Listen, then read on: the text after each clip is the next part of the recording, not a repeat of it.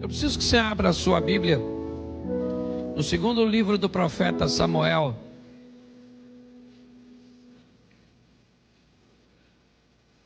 Do capítulo de número 22.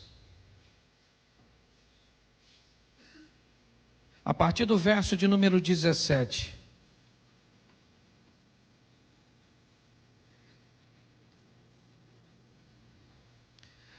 Segundo livro do profeta Samuel, capítulo de número 22, a partir do verso 17, diz assim: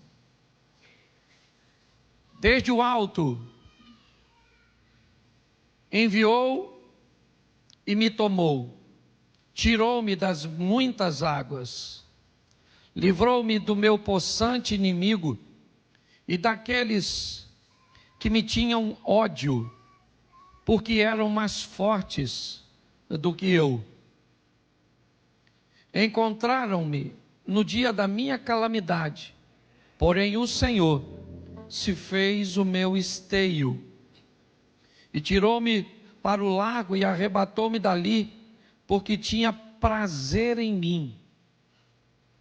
Recompensou-me o Senhor conforme a minha justiça, conforme a pureza das minhas mãos, me retribuiu. Porque guardei os caminhos do Senhor e não me apartei impiamente do meu Deus. Vamos embora. 24.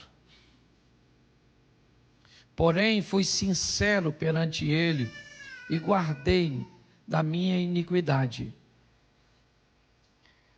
E me retribuiu o Senhor conforme a minha justiça, conforme a minha pureza diante dos seus olhos.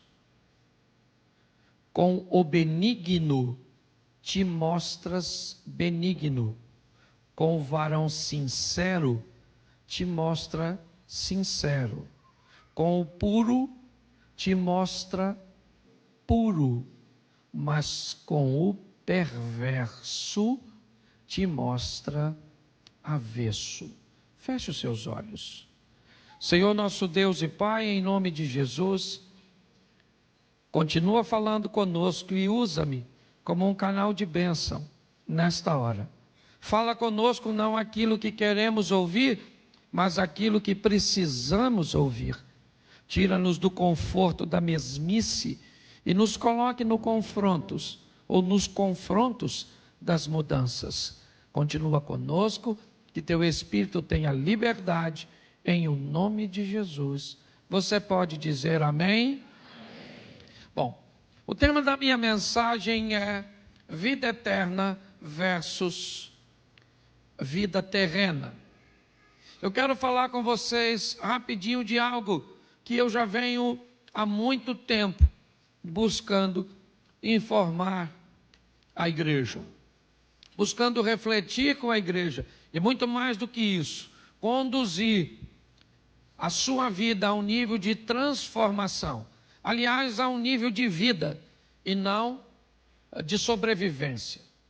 Para mim, sobreviver é conseguir pão, é conseguir água e conseguir abrigo. Para mim, os animais, eles não vivem, eles sobrevivem. Todos os dias, eles saem para caçar ou para serem caçados. No final do dia, boa parte deles que começaram não chegam. Cederam suas vidas para que outros vivessem. Você não vai ver esses animais aspirando objetos e coisas como nós. Nós vamos descobrir que eles, na verdade, eles não vivem, eles sobrevivem. Porque sobrevivência é diferente de viver. Aquele que vive, segundo a Bíblia, ele recebe um pouco mais do que necessita. Aquele que consegue viver, ele consegue ir além, um pouco além, talvez não muito além da sobrevivência. Mas com certeza ele precisa romper este limite Aquelas pessoas que conseguem apenas obter o necessário e pronto, na verdade o que elas estão fazendo é sobrevivendo e não vivendo. Nossa proposta sempre foi levar a igreja a um nível que a igreja recebeu de autorização de Deus para viver. Nós já falamos aqui que é impossível que todos sejamos ricos. O sistema não funciona com uma riqueza generalizada. Não existe como isso acontecer, porque se todos forem ricos, nós não vamos ter as necessidades básicas atendidas. Quem é que vai plantar? Quem é que vai colher? Quem é que vai beneficiar? Quem é que vai oferecer os serviços básicos? Se você fura o pneu do seu carro, se você precisa de um conserto elétrico, a vida ela é de interdependência. Pessoas dependem do seu dinheiro e você depende dos serviços dessa pessoa. Então não tem como nós colocarmos todos no mesmo nível social. Não existe isso. Lugar nenhum funciona desse jeito. Mas também nós vemos a Bíblia dizer que nunca vi um justo desamparado, um servo do Senhor mendigar o pão. Preste atenção, porque a Bíblia faz uma proposta para todos nós, de termos um nível de vida que vai além da sobrevivência. Mas aí vem a minha pergunta: o que é mais difícil, ir para o céu ou viver na terra? Você consegue me responder isso de forma rápida?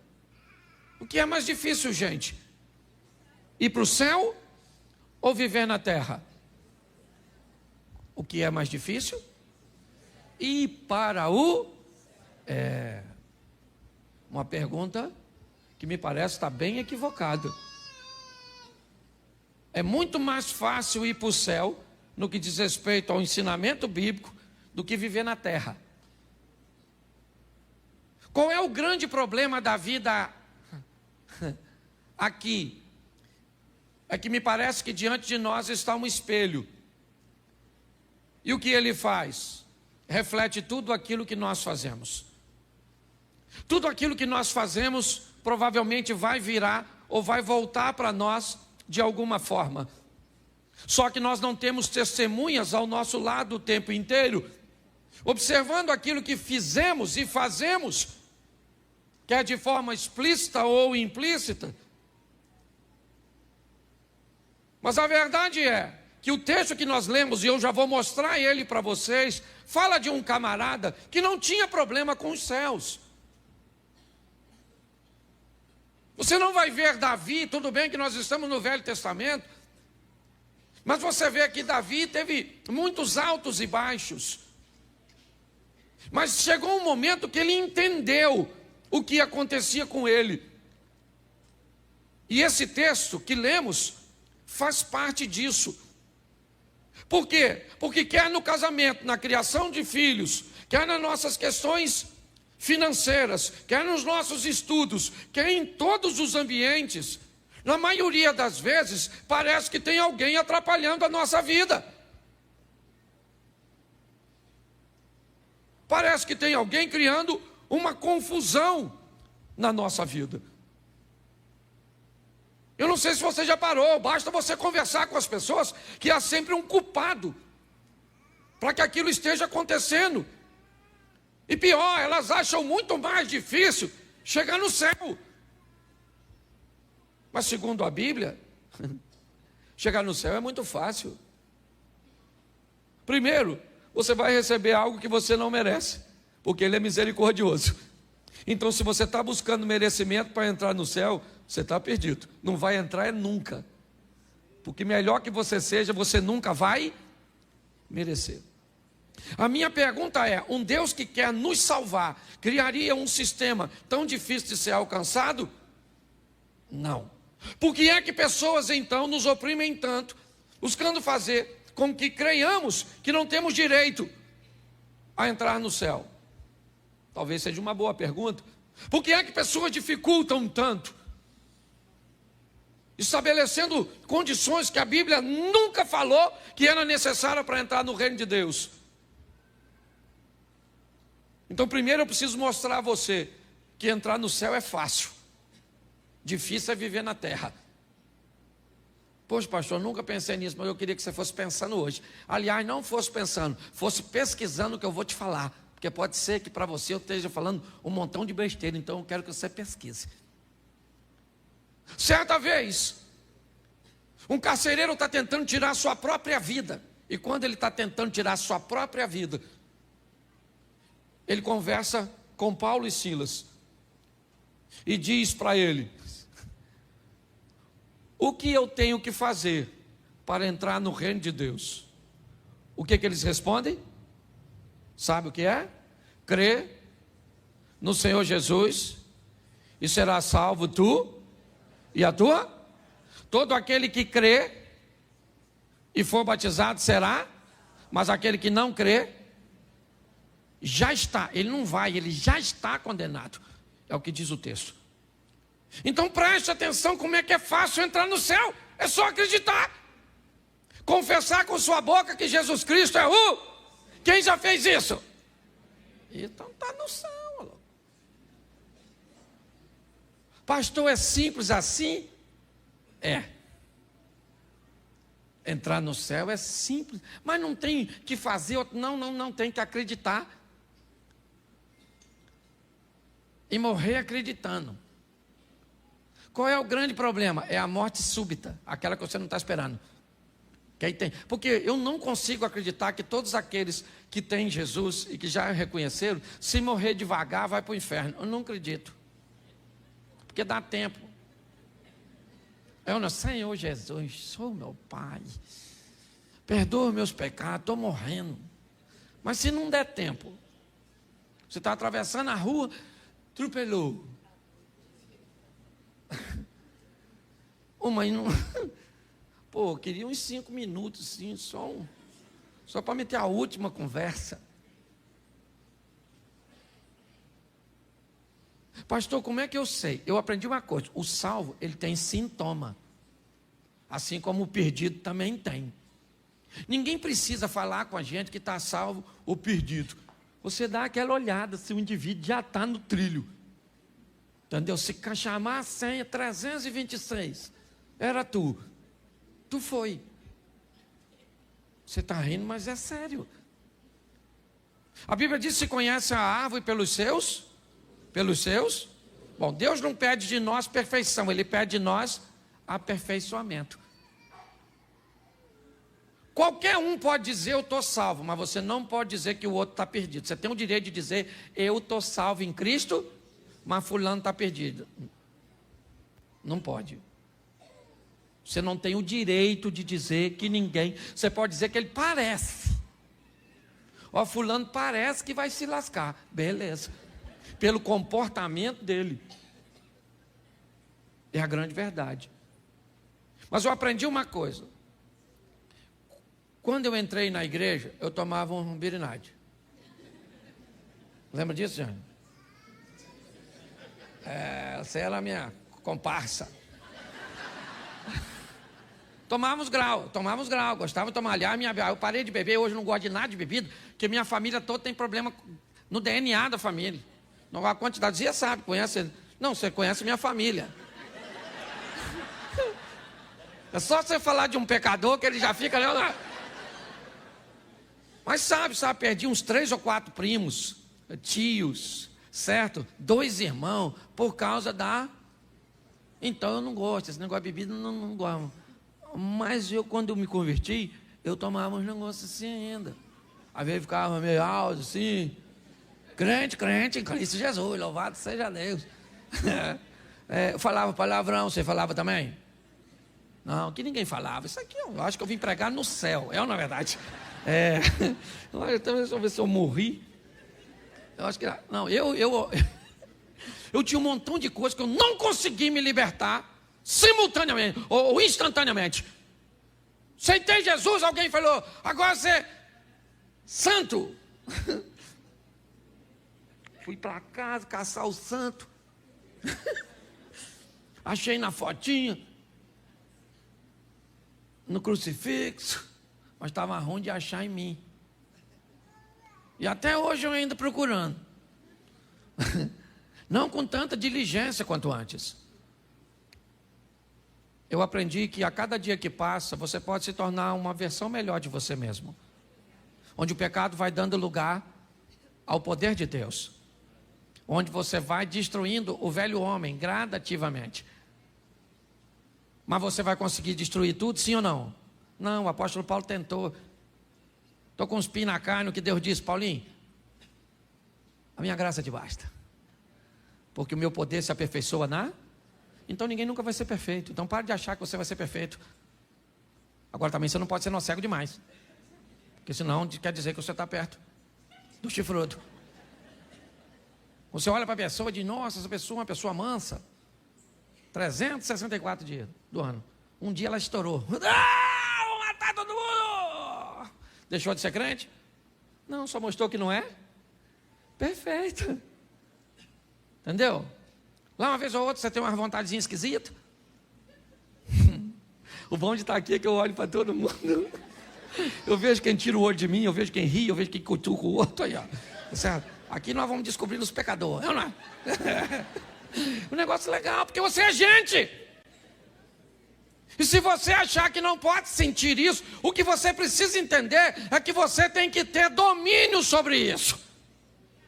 Então você tem que ter vontade.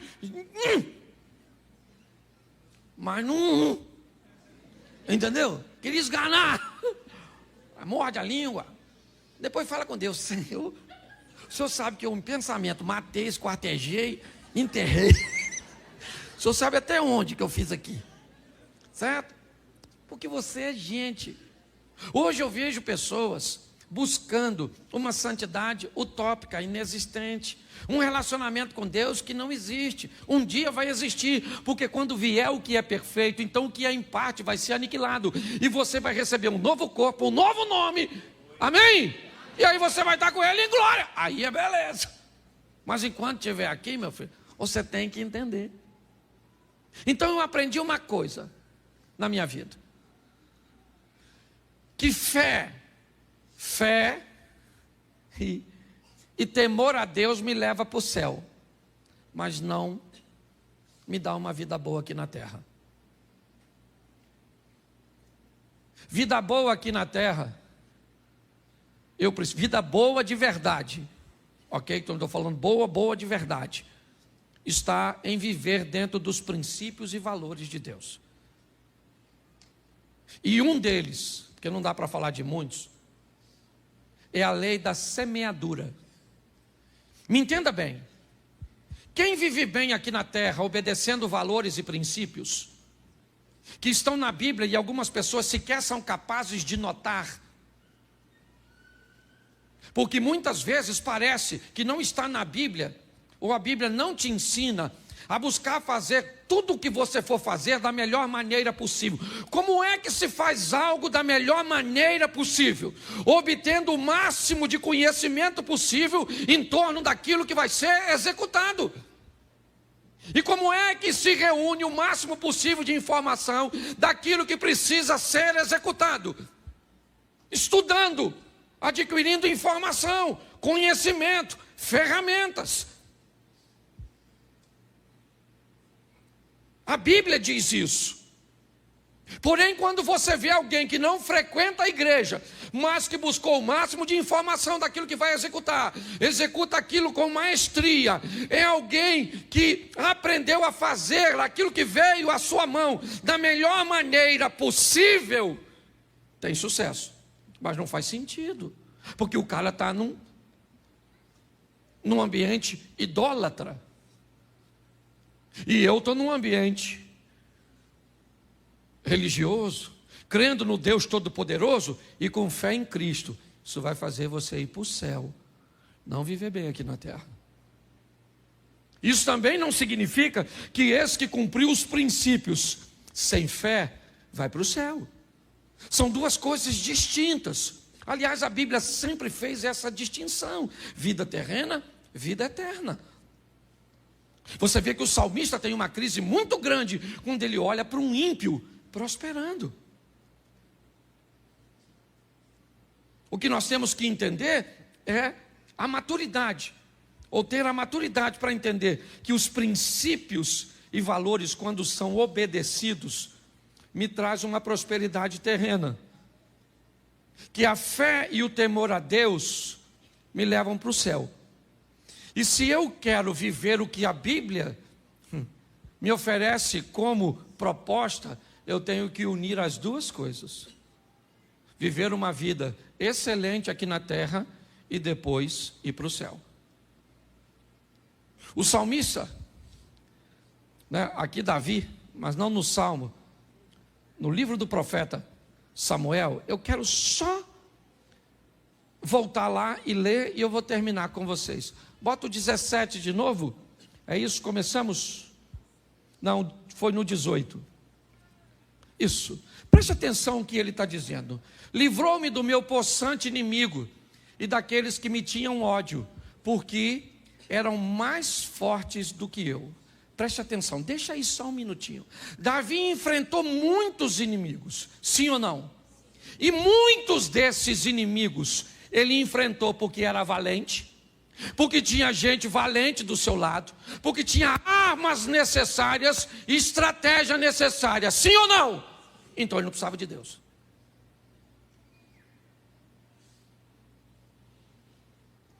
Ele não precisava de Deus.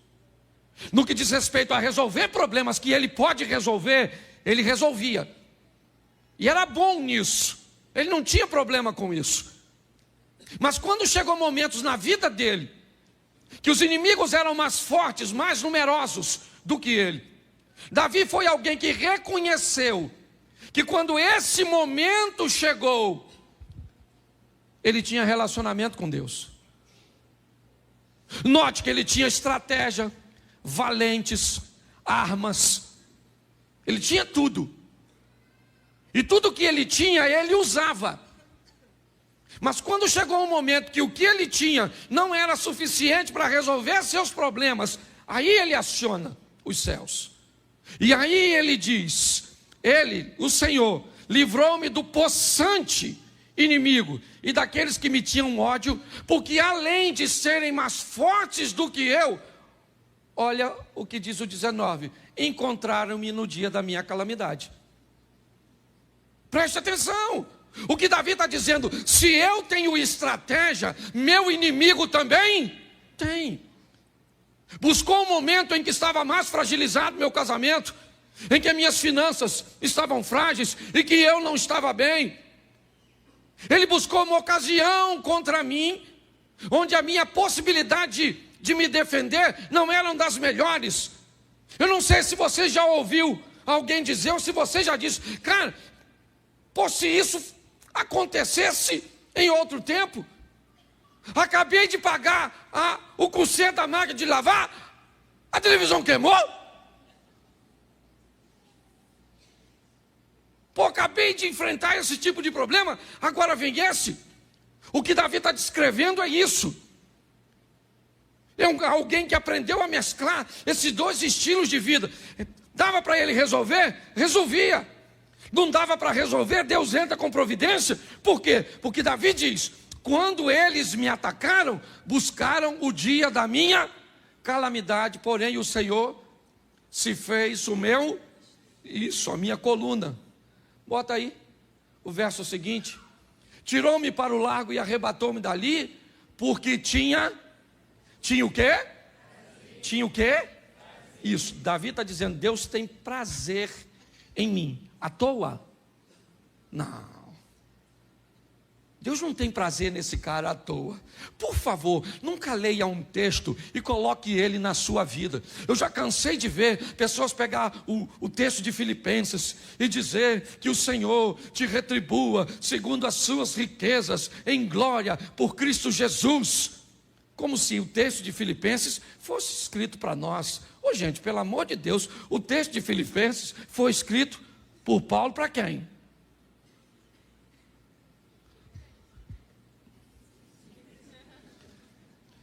O texto dos Filipenses foi escrito pelo apóstolo Paulo para quem? Para quem? Isso, deixa eu ajudar. Para os Filipenses. O texto que Paulo escreveu nos Filipenses é por Filipenses. É para mim? É para você? É para quem? Pode ser meu? Pode ser meu? Pode ser seu? Se você fizer o quê?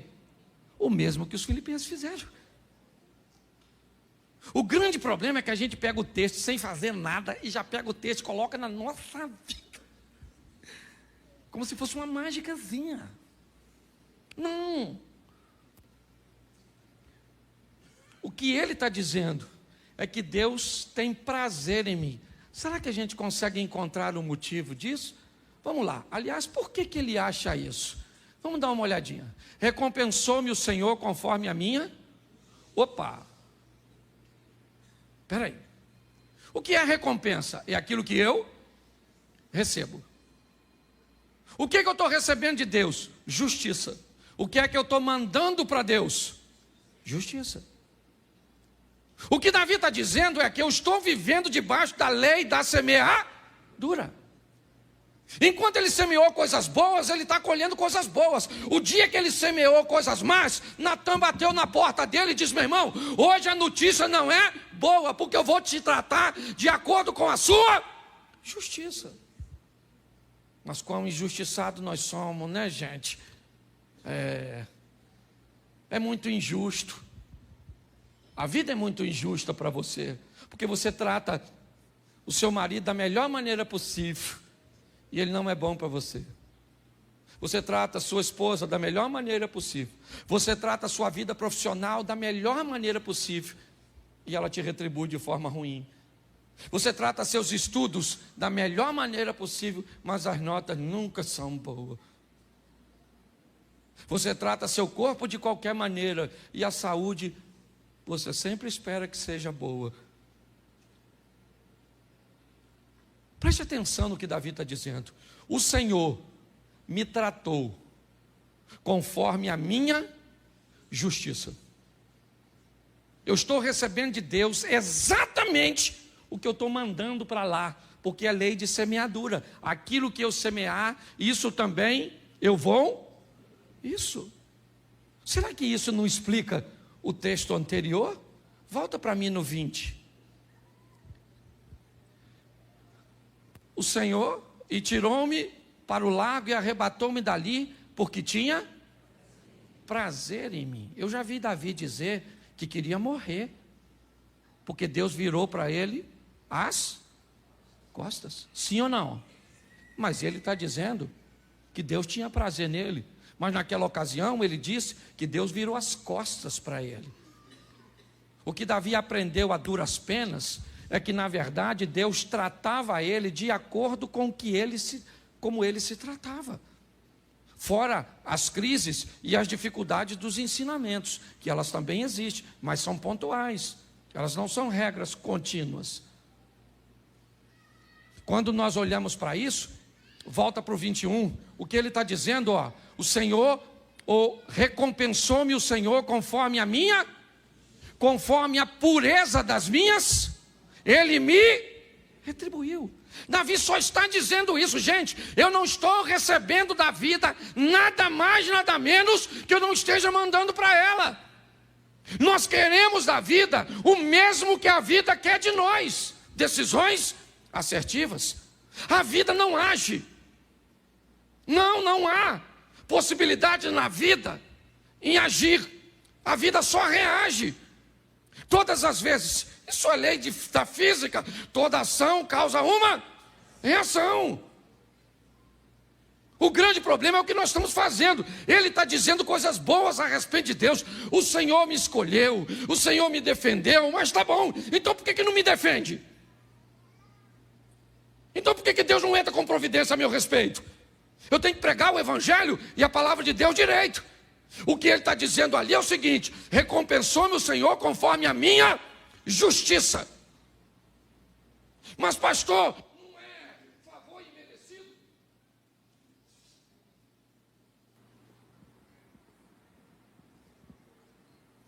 Obrigado. Não é favor imerecido. Favor imerecido é para entrar no céu, não é para viver na terra. Não vem com essa história de que Deus é obrigado a corrigir seus erros. Pelo amor de Deus, Ele não tem obrigação nenhuma. Pode até fazer isso de forma pontual, por sua misericórdia. Mas o que Ele criou foi: plantou, colheu. Plantou, colheu. Coisas boas ou ruins. E diga-se de passagem, ninguém planta para colher na mesma proporção. Quer para o bem, quer para o mal. Por isso que na hora de retornar, retorna muito mais pesado, se o plantio for negativo. Davi está descrevendo isso. Como Deus está me tratando? Como eu me trato. Se eu mando para a vida justiça, a vida me devolve justiça. Se eu mando para a vida pureza, ela me devolve pureza. Não vem com essa história que não é assim com você. Pelo amor de Deus. Não vem com essa história. Porque a Bíblia, ela é correta. Se você em algum momento já viveu injustiça, a Bíblia também ensina isso. Mas chama você de bem-aventurado quando você for perseguido, injustiçado por amor ao nome dele. Agora, se você é perseguido ou injustiçado por suas decisões, pare de dizer que Deus vai punir as pessoas que estão te perseguindo. Porque a Bíblia também diz que elas têm que perseguir. Quando Davi está sendo apedrejado, seus soldados estão querendo matar o apedrejador. E ele diz: opa, ninguém bota a mão no cara. Deixa o cara. Mas ele está atacando pedra, falando besteira. Não interessa. É meu tempo de ser apedrejado, porque ele tem razão. Esses dias eu estava conversando com Mary. Mary falou assim: Cláudio, estão falando horrores a nosso respeito. Eu fiz uma pergunta para ela: é verdade ou mentira o que estão falando? Porque se estão falando horrores a meu respeito e é verdade, eu tenho que corrigir minha postura. Se estão falando horrores a meu respeito e é mentira, é a única maneira que eles têm de falar mal a meu respeito, mentindo. Não é porque você vive muito bem e faz tudo certo que as pessoas só vão falar de você a verdade. Mas por favor, seja tão honesto com a vida e com você, que a única maneira cuja qual as pessoas vão ter de falar mal a seu respeito é mentindo. É um bom estilo de vida. Davi, ele está reconhecendo isso. Prossiga.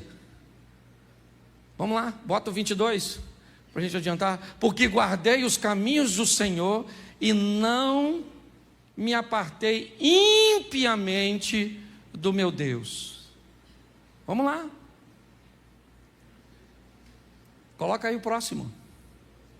Me ajuda aí, irmão. Não, 24.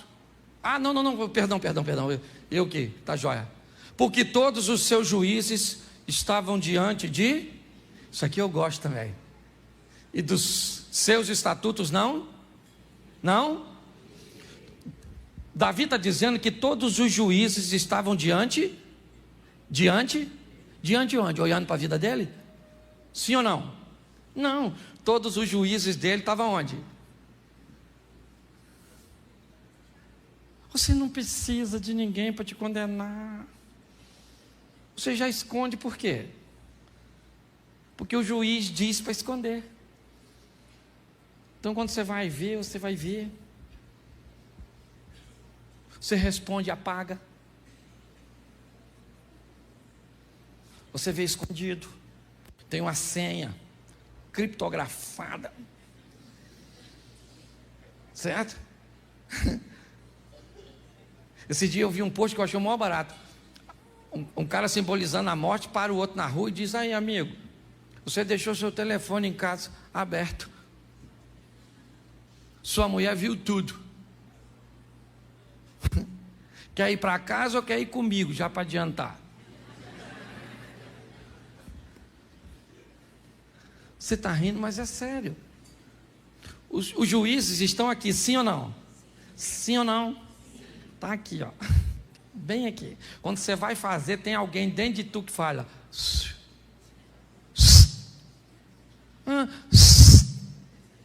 Não faz.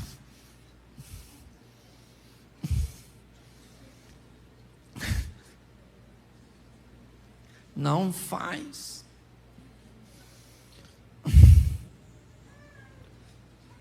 Não faz. Aí você vai ir, mas o juiz estava lá, sim ou não?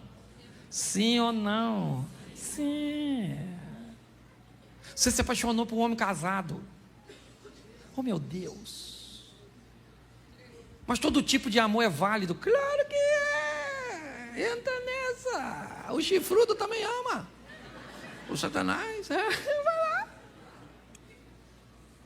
Você está rindo, mas é sério.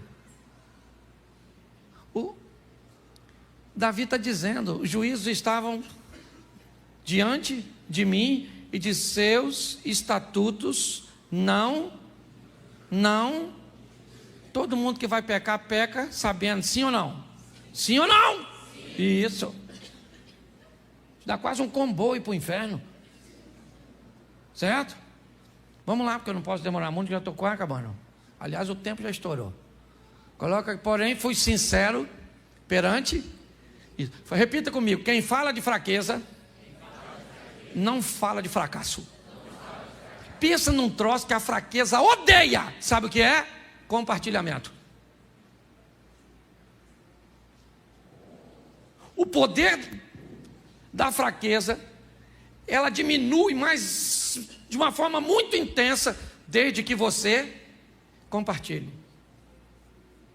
Não dá para compartilhar com qualquer um, diga de passagem, né? Pelo amor de Deus, não sai abrindo. Chega aqui dentro da igreja e acha o primeiro. Tem gente aqui que não guarda dinheiro, vai guardar segredo. Certo? Então cuidado para você que conta, mas você tem que contar às vezes. Está numa tribulação, você fala: Senhor, vou chamar fulano que é muito meu amigo. E vai lá e abre. Fala: rapaz, eu estou nessa situação. E você vai ver. Agora, quem não fala de fraqueza, pode ter certeza que mais à frente vai falar de... Está aí a doutora Diana, certo? Especialista na área. Sabe o que eu estou falando? Ele diz: fui sincero perante ele, sinceridade, e guardei-me da minha... Agora preste atenção para a gente terminar. Mais uma vez. E me retribuiu o Senhor conforme a minha pureza diante dos seus. Preste atenção. Com o benigno, ele te mostra o quê? Então Deus é bom para quem é? Com o varão sincero, ele te mostra. Quem age com Deus com sinceridade, recebe o que de volta da vida? Vamos lá. Com o puro te mostra, mas com o perverso, opa,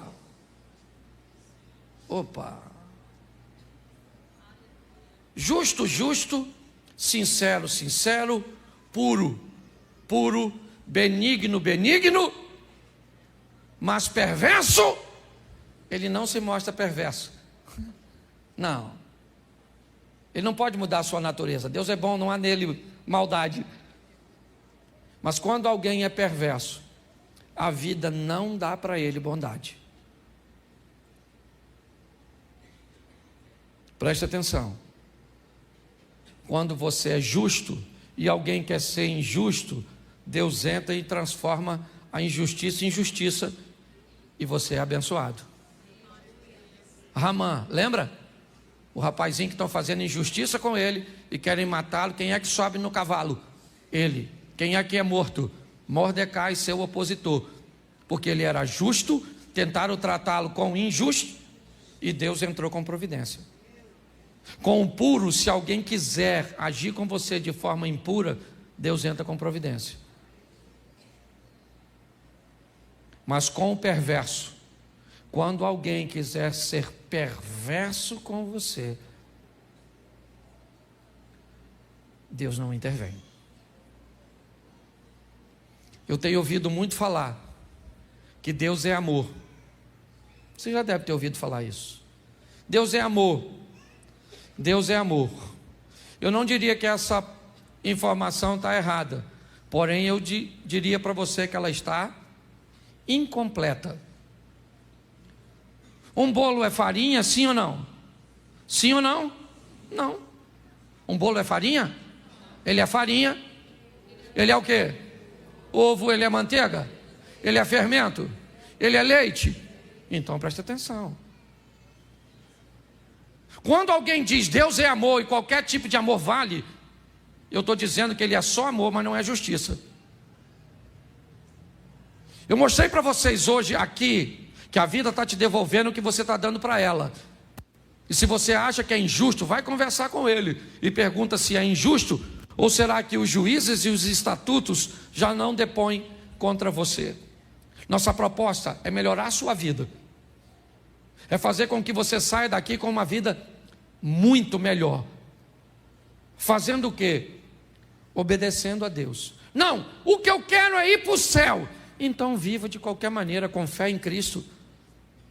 E você morre e vai para lá. Agora não reclame de ter uma vida ruim aqui. Pare de olhar a vida dos outros. Eu falo sempre isso. Gente, ela está aqui, me acompanha, meu filho deve estar aí, minha nora está aqui. Mas ela lida comigo o quê? Quantos anos? 10 anos.